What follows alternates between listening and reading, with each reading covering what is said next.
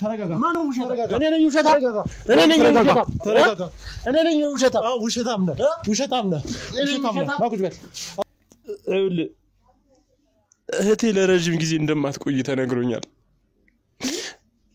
እህቴ በቅርብ ጊዜ እንደምትሞት ተነግሮኛል ታለች ምናምን ታሪክን ያለ ነገር ይያለ እኔ ራሱ ሰምቼው ማላቀም እስከዛሬ ምንም ማውቀው ነገር የለም አንድ ቤት ውስጥ እየኖርኩኝ ታማሚ መሆኗን ራሱ ምንም ማውቀው ነገር የለም ይኸውልህ እስኪ የምር እንደዛ አይነት ነገር ካለ እንዴት ነው ከከተማ ውጭ ልትወጣ ይፈቀድክላት አሁን እኔ ምን ማድረግ እችላለሁ የት ብዬ ስፈልጋታለሁ ይኸውልህ ዶክተሮች እያናገርኩ ለምን ታዲያ አንተ አይገባም ለምን ስለምን ውሸት ነው የምታወራው ውሸታም ነህ ማለት ነው ማን ነው ውሸታም ይሁን አንዳንዴ ነገሮችን አርቃታ አስበምና አንዳንዴ የሆነ ውስጧ ደስተኛ ሲሆን ብቻ እንደ ሰው ልጅ ልታስብ የምትችለውና ይሁን አንዳንዴ በቃ የምታደርጋቸው ነገሮች ስለማታቅ የምትናገረውን ሁሉ አጣቅምና አንዳንዴ እንኳን ሊነጋገሩ ይችላሉና ሌላ ቦታ ስትሄድ ምን ማለት ዛሬ ከከተማ ሲወጣ ምን እንደሚገጠም እኮ አስቸጋሪ ነው መንገድ ላይ ያለ ብዙ ነገር ይገጥማል በተለይ በህዝዳይ ምናምን ቢሆንም የደስታ ሰዓት ላይ የሚፈጠሩ ነገሮች አይጠፉም ቆይ እኔ ያልገባኝ ነገር ስለዚህ ከመጀመሪያው ጀምሮ እሷ ላይ ምንም አይነት የፍቅር ወይም ደግሞ የአብሮ የመሆን ነገር የለም ለህት ብለ ነው እሷን የተዋወቃት ማለት ነው እሷን የት ብለን እንደምናገኛት አናውቅም ግን እዚህ አካባቢ አጠገቢ ነው ብላ ነበረ እኔ ከማን እንደሆነ ግራ ገባኝ የምትቀርበው ሰው አይተን አናውቅም ቤተሰቦቻችን አሉ በህይወት አሉ ግን ደግሞ እነሱ የሚኖሩበት ያው ገጠራማ ቦታ ነው ወጣ ያለ ነው የሚኖሩበትና እህቴ ደግሞ ተማሪ ነች ያው ለሚስቴም አልተናገርኩም ለማንንም አልተናገርኩም የነበር ግን መጨረሻ ላይ አሁን ስጠፋብኝ ግን ለእናቴ ነገርኳት ግን ምናልባት እስኪ ጥያቄ ሆነብኝ ነገር ከንግግር እንደተረዳሁት መጀመሪያ አካባቢ ምንም አይነት ገንዘብ እንደሌለ ያው በገንዘብ ችግር ውስጥ እንደነበርክ ብዙ ስራ የምትሰራ አይነት ልጅ እንዳልሆንክ ወይም ደግሞ ያናል ገንዘብ እንደሌለ ተረድቻለሁ ከንግግር ታዲያ እንዴት ነው እህትን እዚህ አምጥተህ እሷን ለማኖር ወይም ደግሞ እሷን ለማስተማር የቻልከው ከምን ተነስተ ነው ሆስፒታል መረጃ ሳይን ስለ አታምነኝም እንግዲህ የነገርኩ አይደል እንዴ ስለምንድነው የፈጠራ ወሬ የምትለው የምፈጠራ ወሬ ነው የምታወራው እያናገርኩ እየነገርኩ ለምንድነው የማትሰማኝ ለምን የምን ውሸት ነው የምትለው ሲጀመር አንዴ ከፍ አንዴ ዝቅ የምትልበት ምክንያት አልገባኝም ምንም እያናገርኩ ለምን ታዲያ አንተ አይገባም ለምን ስለምን ውሸት ነው የምታወራው ውሸታም ነህ ማለት ነው ማን ነው ውሸታም ተረጋጋ ማን ነው ውሸታም እኔ ነኝ ውሸታም እኔ ነኝ ውሸታም ተረጋጋ እኔ ነኝ ውሸታም ውሸታም ነህ ማቁጭ በል አቶ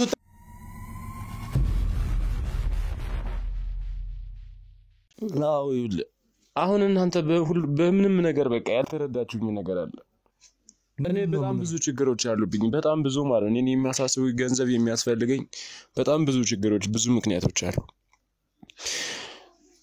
በቃ ምን ብዬ ልንገርህ በቃ ገንዘብ እኔ በሚያስፈልገኝ ሰዓት ላይ ማንንም አልነበረኝም በቃ ምንም ገንዘብ የሚባል ነገር አልነበረኝም ግዴታ ደግሞ እኔ ገንዘብ ያስፈልገኛል ገንዘብ የሚያስፈልገኝ ደግሞ ከምንም በላይ የምሳሳላት እህት አለች እሷን ለማሳከም ስል ብዙ ነገር ሆኛለሁ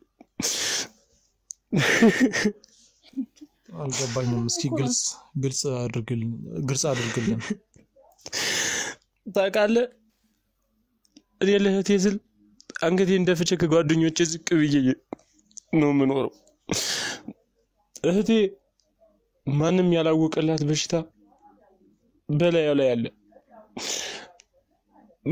ማንም የማያውቅላት በሽታ እህቴ ከዚህ በኋላ በህይወት ያለች ራሱ አይመስለኝም እባካችሁ እህቴ እንዴት ማለት ይቅርታ አልገባኝም እንዴት ነው በህይወት ያለች አይመስለኝም ማለት ምን ማለት ነው እህቴ ለረጅም ጊዜ እንደማትቆይ ተነግሮኛል እህቴ በቅርብ ጊዜ እንደምትሞት ተነግሮኛል ማን ነገረ ምንድነው ማለት እስኪ በደንብ አብራራለን ምንድነው የታመመችው እና ምን ቢሆን ነው ቆይ በቅርብ ትሞታለች ምናምን ታሪክን ያለ ነገር ይያለ እኔ ራሱ ሰምቼው ማላቀም እስከዛሬ ምንም ማውቀው ነገር የለም አንድ ቤት ውስጥ እየኖርኩኝ ታማሚ መሆኗን ራሱ ምንም ማውቀው ነገር የለም። ይኸውልህ እስኪ ግልጽ አድርግልን ስለምትለን ነገር እርግጠኛ ነህ? እህቴ የካንሰር በሽተኛ ታማሚ ነች። ምንም ረጅም እድሜ እንደሌላት ዶክተሮቹ ነግሮኛል። እባክህ ወንድሜ እርዳኝ፣ እባክህ ወንድሜ ልለምን፣ እባክህ ተባበረኝ፣ እህቴን እርዳኝ፣ እባክህ ፈልግልኝ፣ እባካችሁ። ማለት አሁን እኮ በህይወት ላትኖር ትችላለች ብለኸኛል። ሲጀመር አንተ ማለት የምር እንደዚህ አይነት ነገር ካለ እንዴት ነው ከከተማ ውጭ ልትወጣ የፈቀድክላት? አሁን እኔ ምን ማድረግ እችላለሁ? የት ብዬ ስፈልጋታለሁ? ዶክተሮቹ ግዴታ ውስጧን መጨነቅ የለበትም፣ ውስጧ ደስተኛ መሆን አለባት፣ መከፋት የለባትም፣ የምትለውን ነገር ሁሉ የሚያስፈልጋትን ሁሉ አድርግላት ምናምን ብለውኛል። ያኔ ደግሞ ባስቀራት ደግሞ እህቴ በጣም ትከፋና ሌላ ውስጥ እንደምትገባብኝ ነው ያወቅኩት። የተሰማኝ እንደዛ ነበር። ግን ደግሞ ማስቀረት አልቻልኩም። ሄዳ ግን ይኸው ተመልሳ ልትመጣ አልቻለችም። በዛን ሰዓት ደግሞ ዶክተሮቹ አጭር ጊዜ ነው ያላት ብለውኛል። አሁን ደግሞ ቢያንስ 1-3 ወር ሆኗታል ከጠፋች። በህይወት ብትኖር ግን እንደዚሁ ጨክና በእኔ ላይ ትጠፋለች ብዬ አላስብም። ለምንድን ነው እስከዛሬ ያልነገርከኝ?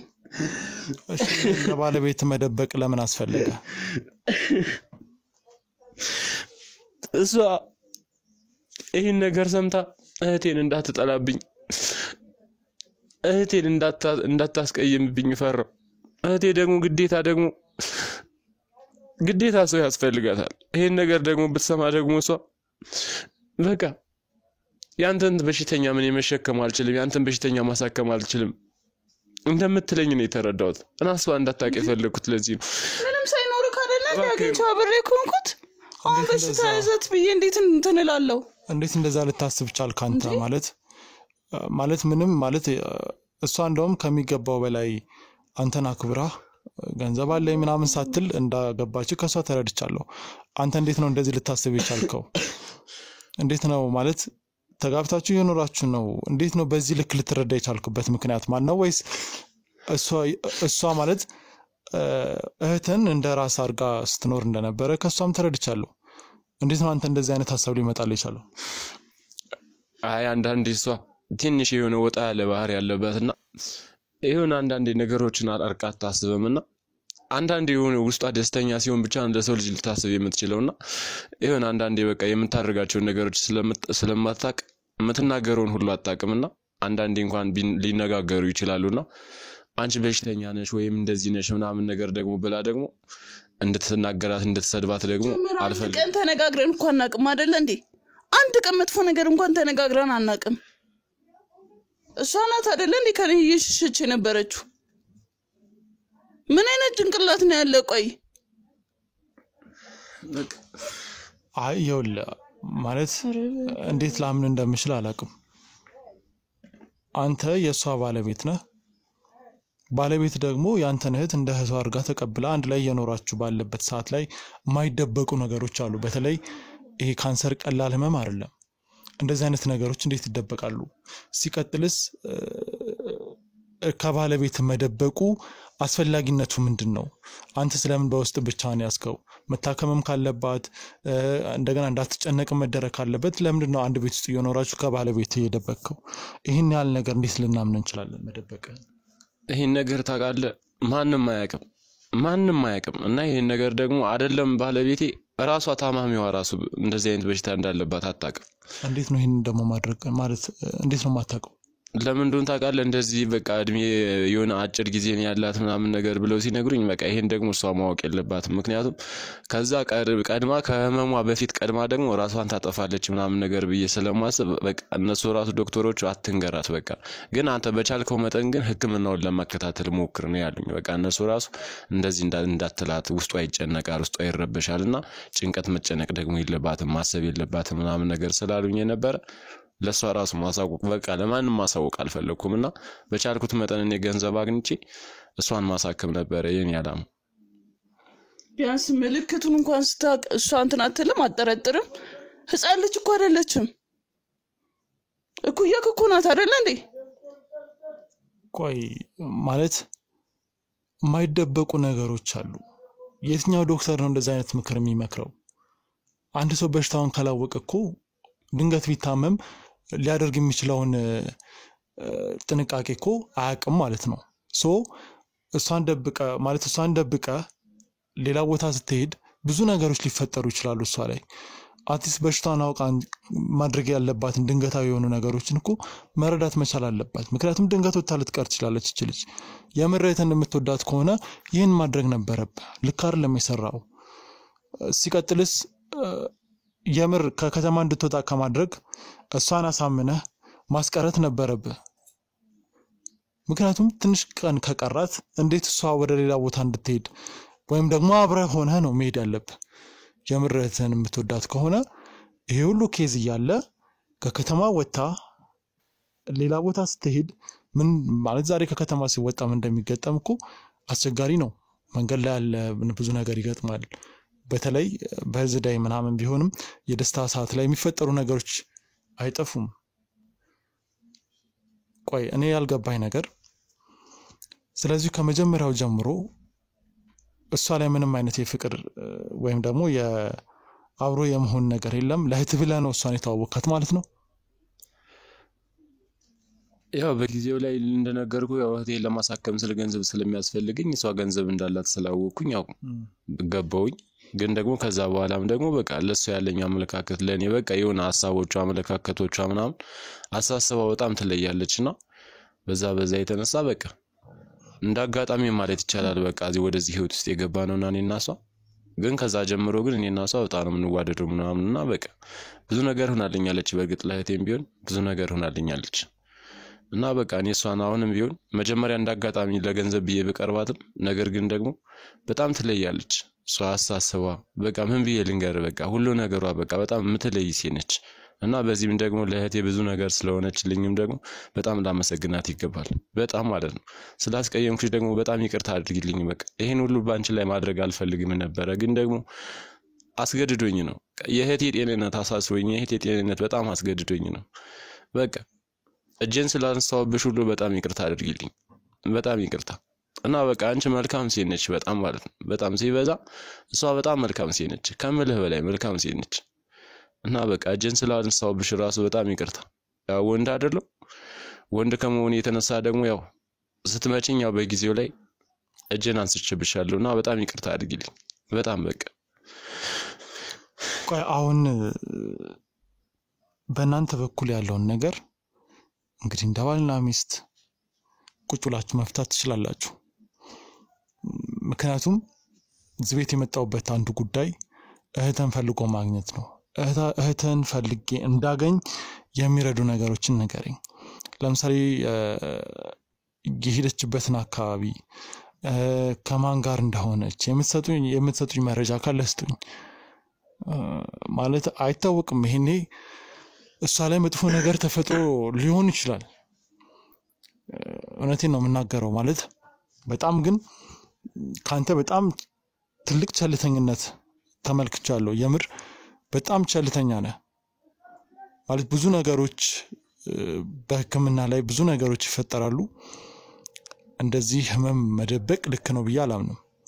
ምክንያቱም የትኛውም ሰው በሽተኛ ሲሆን ሲታመም መወሰድ ያለበት ጥንቃቄዎች ይኖራሉ። ያንን ጥንቃቄ እንዳትወስድ ነው ያደረኩ። ያ ደግሞ ወደ ሞት ነው የሚወስዳት።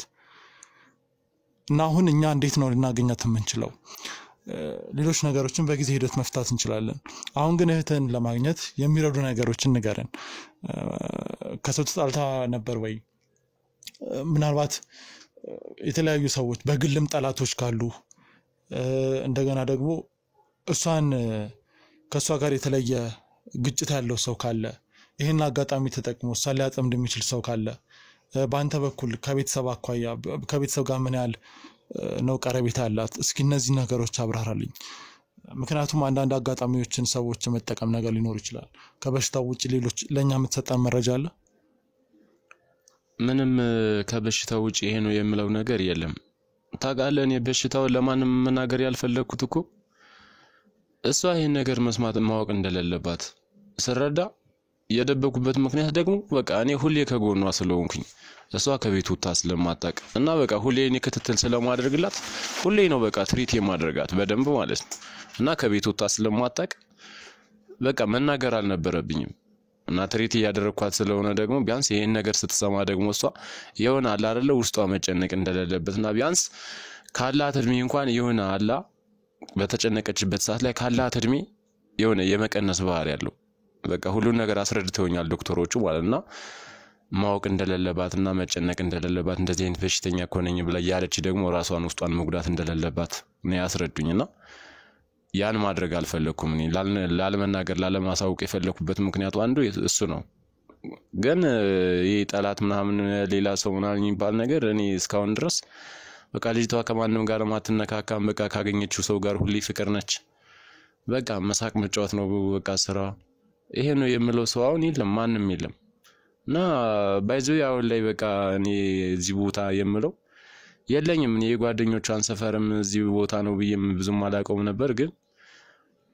ያው አንዳንድ ፍንጮችን ሳገኝ ትንሽ ራቅ ያሉ ቦታዎች ላይ ናቸው በእነዛ ቦታ ላይም ደግሞ ያው ትንሽ ማፈላለግ ሞክሬ ነበር ግን አልቻልኩም እስካሁን ላገኛት አልቻልኩም የት ነው ቦታው ምንድነው ማፈላለግ የቻልከው ነገር ፍንጭንስ ማን ይሰጣ ስለ ወደዛ ጓደኞቿ ወደዛ እንደሆኑ ምናምንና ወደዛ ሰፈር እንደሄድች ምናምን የተነገረኝ ማለት ነው እና ከዛ ቦታ ላይም ደግሞ ብዙ ጊዜ በፎቶዋን በምንም ደግሞ ማፈላለግ ፈልጊ ነበር ፎቶዋን ምናምን ራሱ ፖስት ያረኩ ምናምንና ማፈላለግ ጀምሬ ነበር እና ያው ላገኛት አልቻልኩም እስኪ አሁንም ቢሆን እናንተን ተባበሩኝ የምፈልገው ቢያንስ ወደዛ ሰፈር ወይም ደግሞ እኔ በቃ ወደዛ ሰፈር አሁን ትኖራለች ብዬ ወይም ደግሞ ወደዛ ተገኛለች ብዬ አስባለሁ ከቻላችሁ እንደው እናንተ ብትተባበሩኝ እንደው ደስ ይለኛል እንደው የህቴን ነገር እንደምንም ብላችሁ ባካችሁ እንደው ተባበሩኝ ባካችሁ እንደምንም ፈልጋችሁ አምጡልኝ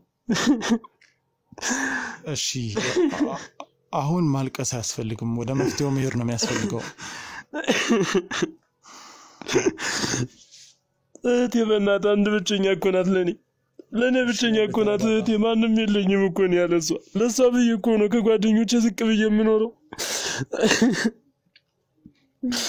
አሁን ታውቃለህ ጎረቤት አጋጣሚ እየፈላለግን ስንጠይቅ የሆነ ፍቅር ይዞኛል ብላ ነገር ነበረ ሲለኝ ለሱ ስነግረው ተናዶ ነበረ ይዞኛል ፍቅር ይዞኛል ብላኝ ነበር ይሄን ለምንድን ነው ቀድመሻል ነገርሽ አሁን ነው ትዝ ያለኝ እንትን ያልኩት ረስቼው ነበር ይቅርታ ታዲያ ከመጥፋታው ጋር የሚያገናኘው ነገር አለ ድንገት ፍቅረኛዋ የሚባለው ሰው ማን እንደሆነ ባላቅም ለሱ ከነገረችው ብዬ ነው ስለምትለው ነገር ታውቃለህ እኔ አላቅም አዲስ ነገር ነው የሆነብኝ ምንድነው የምሰማው እኔ ምንም የማውቀው ነገር የለም እኮ ለማን ነው እንደዚህ ያለችው ይሄን ነገር ጠይቁልኝ አጣሩልኝ ይሄን ነገር አንቺ ስለ ዲቴል ስለ አፈቀረች ሰውዬ ወይ መረጃ አለሽ አይ ጎረቤታችን እዚያ ጋር አሁን ስንወጣ ድንገት ላሳይ ይችላልና እሷ ነበረች ስጠይቃት ታዲያ ስጣፋ ለምንድን ነው ይሄን ነገር ፍቅያለው እሷንም ጠይቂያታለሁ እሷም ልታገኛት አልቻለችም እና ድንገት እሷ ምናም ስላት አይ ከወንድሟ ጋር ስለምትባባ ለወንድሟ ነግራ ሊሆን ይችላል ጠይቂው ስትለኝ ነግሬው በቃ ችላ ብሎት ነበር ለራሱም ነግሬው ነበር ያው ፊት ለፊት ነው የምነግረው ከዚህ በፊት ነግሬው ነበር ፍቅር ይዞኛል ብላለች ለጓደኛዋ ለጎረቤታችን ስለው ለቤዛ ብላል ስለው አይ ምንም አይነት ፍቅር አይዛትም ገና ናት ነው ያለኝ ወጣት እኮ ናት ስለው አይ አይዛትም ምናምን ብሎ ሌላ ፍለጋ ነው እንትን ያለው ይሄን ጉዳይ ችላ ብሎት ነበር ግን አሁን ውስጥ እረፍት የነሳው አሁን ላይ ትዝም ያለኝ እሱ ይሄ ጉዳይ ነው እሷን የት ብለን እንደምናገኛት አናውቅም ግን እዚህ አካባቢ አጠገቢ ነው ብላ ነበር እኔ ከማን እንደሆነ ግራ ገባኝ የምትቀርበው ሰው አይተን አናውቅም እኮ ማለት እስኪ ለማንኛውም ጎረቤት የተባለችውንም እኛ ፈልገን ለማውራት ጥረት እናደርጋለን ማጣራት ያሉብንን ነገሮች እናጣራለን ጎረቤትም የተባለውን ነገር ለማውራት እንሞክራለን ምክንያቱም ብዙ ነገሮች ውስብስብ ናቸው እስኪ ሊዲያ ግን ምናልባት ከሱ ጋር የተወሰነ ባውራ ደስ ይለኛል አንቺ ከክሮ አባላት ጋር ብትቆይ አመሰግናለሁ እሺ ዳዊት ካንተ ጋር የተወሰነ ቆይታ ብናደርግ ደስ ይለኛል የምጠይቅ ጥያቄዎች አሉና እስኪ ስለ እህትና ስለ ቤተሰቦች ብጠይቅ ደስ ይለኛል ማለት እህትህን ካንተ ጋር የምትኖርበት ምክንያት ምንድነው? እንደገና ደግሞ ቤተሰቦቻችሁስ የሉም ወይ? እሷ ለምንድነው ካንተ ጋር የምትኖረው? ቤተሰቦቻችን አሉ በህይወት አሉ፣ ግን ደግሞ እነሱ የሚኖሩበት ያው ገጠራማ ቦታ ነው፣ ወጣ ያለ ነው የሚኖሩበትና እህቴ ደግሞ ተማሪ ነች። ያው በምትማርባቸው ሰዓቶች ላይ በቃ ምን ልበል በጣም ቆንጆ ነበረች፣ ቆንጆ ነች በጣምና ያው ሳትታመም በፊት በጣም ቆንጆ ነች። በዛ ላይ በጣም ፋስት ተማሪ ነችና ያው ገጠር ላይና ከተማ ላይ ደግሞ ያው ምን አይነት አንድ ቤት እንደሚኖሩት ያውቃል። ያው ክፍለ ሀገር ላይ ቤተሰብ ላይ ስትሆን ያው ብዙ ጫናዎች አሉና ለትምህርት ብዙን ጊዜ እንደዚህ ፎከስ ላታደርግ ትችላለህ ቤተሰብ ጋር ስትሆን እና ያው እሷን ግዴታ ተምራ የሆነ ተለውጣ ደና ደረጃ መድረስ እንዳለባት ስለማስብ አስመጣዋትና ከኔ ጋር አደረኳት እና በዛ ላይ ያው በሽታዋ ብዙም ቤተሰቦቿ ማላውቁላትም ታውቃለህ። ያው አንዳንዴ አልፎ አልፎ ሲያማት ምናምን ነገር ያው ዝም ብለው ሐኪም ቤት ይወስዷታል፣ እንደዚህ ቼክ ያደርግላት የለምና ዝም ብለው ከፋርማሲ ምናምን ኪኒን እየገዙ ምናምን ነበር ማስታገሻ እያሉ የሚያስጠቅሟት። ይሄን ማንም አላወቀላትምና ይሄን በሽታ ያወቁት ከኔ ከመጣች በኋላ ነውና እየተማረች ምናምን ያለ የሆነ ሰዓት ላይ በጣም ታማ አሳከምኳትና ሳሳክማት በቃ እንደዚህ ነው ምናምን ነገር ብሎ ሲነግሩኝ በቃ እኔ ራሱ አላመንኩምና በጣም በቃ ደነገጥኩኝ። ቤተሰብ ያውቁም ማለት ነው? ስለዚህ ያው ቤተሰቦቼ ብዙም አያውቁም የነበረ ያው የሆነ ሰዓት ላይ ነው ለእናቴ ነገርኳት። እናቴም ደግሞ በቃ ለአንቺ ብቻ ነው የምነግርሽ ማንም እንዳይሰማ ምናምን በቃ ማንንም ከሰማ ደግሞ ለልጅቷ ልክ ቅድም እንደነገርኩ እሷ ማወቅን ስለሌለባት ምክንያቱም ውስጧ የሆነ እንዲጎዳ አልፈልግምና ለምሳሌ እህቶቿ ወንድሞቿ ትንንሾች አሉና እነሱ ሰሙ ማለት ሲገናኙ አንቺ እኮ እንደዚህ በሽተኛ ነሽ ምናምን ነገር ብለዋት ደግሞ የሆነ ድንጋጤ እንዲያድርባት ምናምን አልፈልግም እና ለእናቴ ነግሬያታለሁ። ግን ለማንም አልነገርኩም ብለኝ ነበር። አዎ ለማንም አልነገርኩትም ስልህ ያው አሁን ለእናቴ ብቻ ነው የነገርኩት። በቃ ለእናቴ ነገርኳት። እናቴም አሁን ደግሞ ለማንም አልተናገረችም። ያው ለሚስቴም አልተናገርኩም ለማንም አልተናገርኩም የነበር ግን መጨረሻ ላይ አሁን ስጠፋብኝ ግን ለእናቴ ነገርኳት። ግን ምናልባት እስኪ ጥያቄ ሆነብኝ ነገር ከንግግር እንደተረዳሁት መጀመሪያ አካባቢ ምንም አይነት ገንዘብ እንደሌለ ማለት ያው በገንዘብ ችግር ውስጥ እንደነበርክ ብዙ ስራ የምትሰራ አይነት ልጅ እንዳልሆንክ ወይም ደግሞ ያን ያህል ገንዘብ እንደሌለ ተረድቻለሁ ከንግግር። ታዲያ እንዴት ነው እህትን እዚህ አምጥተህ እሷን ለማኖር ወይም ደግሞ እሷን ለማስተማር የቻልከው? ከምን ተነስተ ነው? ምን አለ መሰለህ እኔ ገንዘብ አስፈልጉኝ በዚህን ሰዓት ላይ በሚስቴ ላይ ያን ሁሉ ጫና ላሳድርበት የቻልኩት ምክንያት ያው እሷ ስለታመመችብኝ እሷን ማሳከምበት ብር ስላጣው ብቻ ነው እንጂ እሷን የማስተምርበት ነገር አላጣው። በቃ እሰራለሁ ስራ በቀን ያገኘዋትን ለሷ በወርም በቀን ሰብስቤ በወር አንዴ የትምህርት ቤት ከፍዬ የቤት ኪራያውን የምኖረውን አይደለም የምትኖረው አንድ እንጀራም ቢሆን ለሁለት ተካፍለን በልተን እሷ ቢያንስ በኮንፊደንስ ትምህርቷን ትማራለች ብዬ ነው ያሰብኩት። ከቤተሰብ ጫና ይልቅ እዚህ ምንም ስራ ስለማይበዛባት በቃ ትምህርቷ ላይ በደንብ ፎከስ አድርጋ እንድትማር ምናምን ስላሰብኩኝ እንጂ ለትምህርት ቤት የሚሆን አላጣውም ነበር። ግን በደንብ በቃ በይበልጥ ገንዘብ ሊያስፈልገኝ የቻለበት ምክንያት ላይ ስትታመምብኝ። እሺ እንደዛም ካልክ የታመመ ሰዓት ላይ እንደነገርከኝ የባለቤት ሆቴል ላይ ትመላለስ እንደነበረ ስትመላለስም የነበረው የምታፈቅራት ልጅ እንደነበረች ተናግራል። ታዲያ በዛ ሰዓት በዛ በችግር ሰዓት እህት እርዳታ በሚያስፈልጋት ሰዓት ገንዘብ እጅግ በሚያስፈልግ ሰዓት እንዴት ነው ፍቅር ሊይዝ የቻለው? እንደገና ፍቅርንስ ለማግኘት ያን ያህል መመላለሱ እዚህ ጋር የታመመች ሊያውም ካንሰር የታመመች ልጅ እያለች እንዴት ነው አንተ ለፍቅር የዛ ሰዓት ላይ መመላለስ የገባኸው?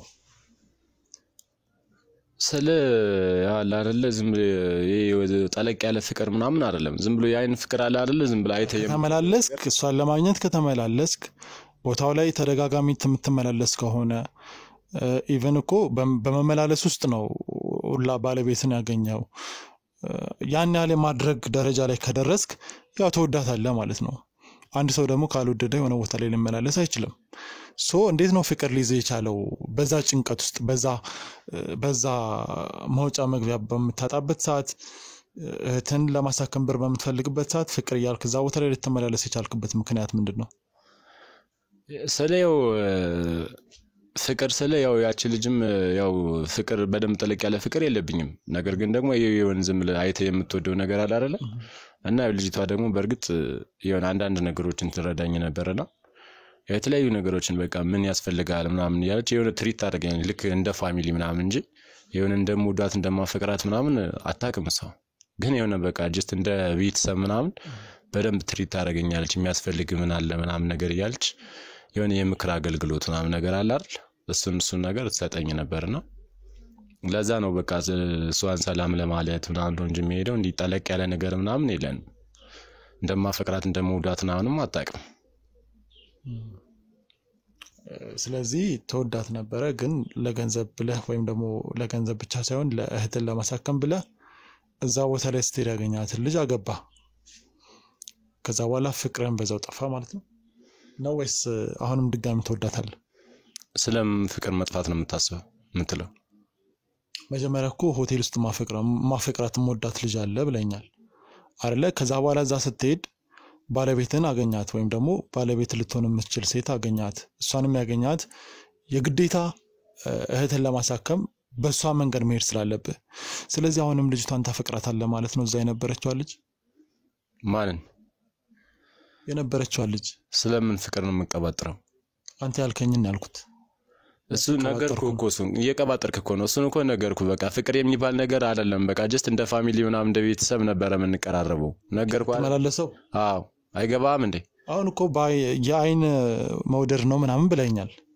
አዎ እኮ ነገርኩ እኮ ያ ታዲያ የአይን ዝም ብለህ እንዴ አይተ የምትወደው ነገር አሁን ፍቅር ነው የሚባለው ያ ማለት እኮ አሁን አንተን አየሁና አንተን አፈቀርኩ እንደማለት ነው አይ ያኝና ይሄ ኢቭን ከስተመር እስከመሆን ድረስ ከደረስክ እርግጠኛ ነኝ የሆነ ነገር አለ ማለት ነው ሲቀጥል ደግሞ በጣም ብዙ ተመላልሰሃል ብዙ ስለተመላለስክ ነው የሆስፒታል የሆቴሉ ባለቤት ማን እንደሆን ያወቀው ብዙ ስለተመላለስክ ነው ይሄን ያህል ዲቴል ልታውቅ የቻልከው ለዛ ነው ትንሽ ጥያቄ ከሆነብህ ግን ይቅርታ የማይጠየቅ ጥያቄ ከሆነብህ ምክንያቱም አሁን ባለ ትዳር ሆነሃል ስለሷ መጠየቅም ላይ ኖርብኝ ይችላል እስኪ ምናልባት በደንብ ነገሩን ዲቴል እንድንረዳው ያህትን የሆስፒታል ምርመራ ውጤት እስኪ ብታሳየን ደስ ይለኛል ተባበረኝ ምክንያቱም እርግጠኛ መሆን አለብኝ ምናምን ዶክተሮቹን ራሱ ቼክ ማድረግ አለብኝ ዶክተሮቹ ማናቸው እንዴትስ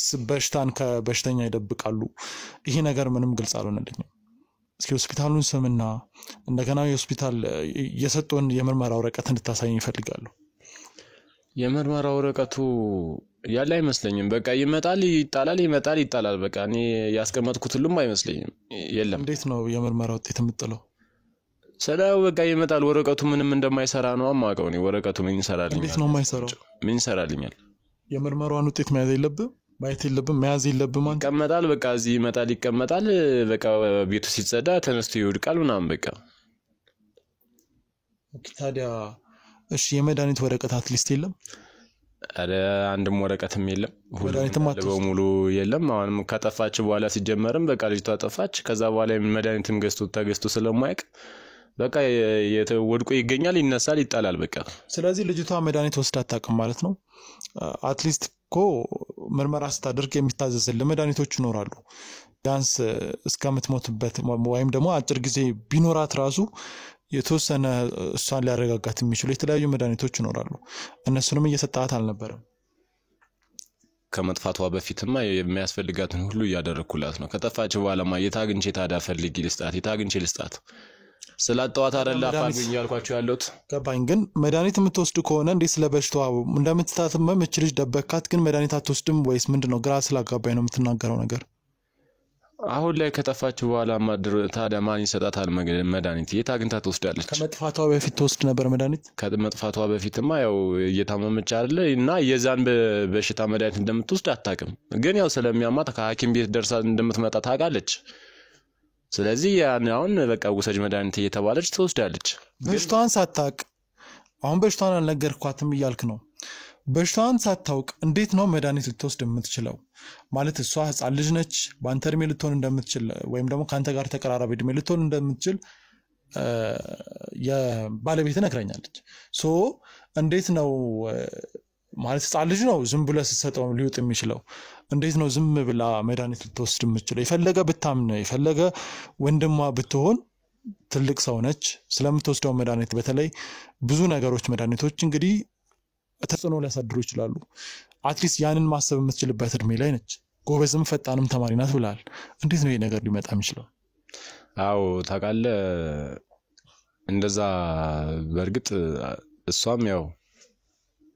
እንደ በሽታው ይሄ ነው ተብላ ባታቀውም ግን ጨጓራ የተለያዩ በሽታዎች አሉ አይደለ ይሄ በምግብ መበከል የሚመጣ በሽታዎች እነሱ አሉና በቃ ጨጓራ በሽታ ነው ምናምን ነገር ነው ሁሉ ያሏት ዶክተሮቹ ማለት ነው እና በቃ ጨጓራ እንደሆነ ነው የምታቀው እሷም በቃ የተለያዩ ስለዚህ ከዶክተሮቹ ጋር ተባብረ የሸወድካት ነበር ነው ያው መሸወድ ብቻ ሳይሆን ደግሞ ዶክተሩ ያው ለሷ ብለው ወይም ደግሞ ለኔ ብለው እንደሆነ ነው የሚተረዳውት እኮ ፍጹም ስተት እኮ ነው ማይደረግ ስተት እኮ ነው እኮ ስህተት አይደለም አንድን ሰው አንተ እንዴት ነው ቢያንስ እንኳን አጭር ጊዜ ነው ቢያንስ አንድ ሳምንት አንድ ሁለት ቀን 3 ቀን ያለ ተብለህ እንኳን አንተ እስከ 3 ቀን ወይም ደግሞ እስከ 5 ቀን መቆየት እየቻልክ ነገ የሆነ ነገርን ማወቅ እንደሌለብህ እና ማሳወቅ እንደሌለብህ ያውቅ አሳውቀህ ያን 5 ቀን እንዴት ነው በአንድ ቀንና በሁለት ቀን ውስጥ ማሳጠር የምትችለው ሞን የለበትም እኮ አንዳንድ የማይደበቁ ነገሮች አሉ ምክንያቱም እቺ ልጅ ከነገሮች ራሷን መቆጠብ አለባት እንደ በሽተኛ ሳይሆን እንደ ጤነኛ ሰው ነው አሁን አክት ያደረገች የምትኖረው ሶ አንዳንድ ውስብስብ ነገሮች መግባት ከሌለባት ራሷን እንድትጠብቅ አንዳንድ ነገሮች ምን ነገር ነበረባቸው ሳስበው ግን ብዙ ነገሮች ውሸት ነው ይቅርታ ግን እንደዚህ ስለ ብዙ ነገሮች እንዳምነ ውሸት ነው የምታወራው የምትናገራቸው ነገሮች በሙሉ ወሰብሰብ ያሉ ናቸው እና አንተ ውሸታም ሰው ነህ እንዴ ምን ማለት ነው ግልጽ ነው ውሸታም ሰው ነህ ውሸት ነው የምታወራው የምትናገራቸው ነገሮች ውሸታም እኔ ነኝ ውሸታም እኔ ነኝ በህቴ ላይ ሟሸው እኔ ነኝ በህቴ ላይ የምቀድደው እህትህን እኮ ምናልባት የተዋለድክ እህት ብትሆን እንዴት ዝም ብለህ በሽታን ሳትነግራት ትተዋታለህ ነገርኩ እኮ ከዚህ በኋላ በምን እንዳስረዳ ነው የምፈልገው እኮ እኔ ነኝ ውሸታም እኔ ነኝ በህቴ ላይ ሟሸው እኔ ነኝ በህቴ ላይ የምቀድደው እንግዲህ ምንድነው የምታወራው ከንግግርህ የተረዳሁት ነገር አንተ ፍጹም እውነት የምትናገርበት መንገድ አለ የሆነ ሰዓት ላይ ደግሞ የምትናገረው ነገር የሚጠፋብህ ሰዓት አለ ይሄ ማለት የምትናገረው የፈጠራ ታሪክ ቢሆንስ ምክንያቱም የሆስፒታል መረጃ ሳይን ስለ አታምነኝም እንግዲህ የነገርኩ አይደል እንዴ ስለምንድነው የፈጠራ ወሬ የምትለው የምፈጠራ ወሬ ነው የምታወራው እያናገርኩ እየነገርኩ ለምንድነው የማትሰማኝ የምን ውሸት ነው የምትለው ሲጀመር አንዴ ከፍ አንዴ ዝቅ የምትልበት ምክንያት አልገባኝም ምንም እያናገርኩ ለምን ታዲያ አንተ አይገባም ለምን ስለምን ውሸት ነው የምታወራው ውሸታም ነህ ማለት ነው ማን ነው ውሸታም ተረጋጋ ማን ነው ውሸታም እኔ ነኝ ውሸታም እኔ ነኝ ውሸታም ተረጋጋ እኔ ነኝ ውሸታም ውሸታም ነህ ውሸታም ነህ ማቁጭ በል አስወጣልኝ አንዴ አትፉልኝ ካሜራውን አትፉልኝ እቃችሁን ሰብስቡ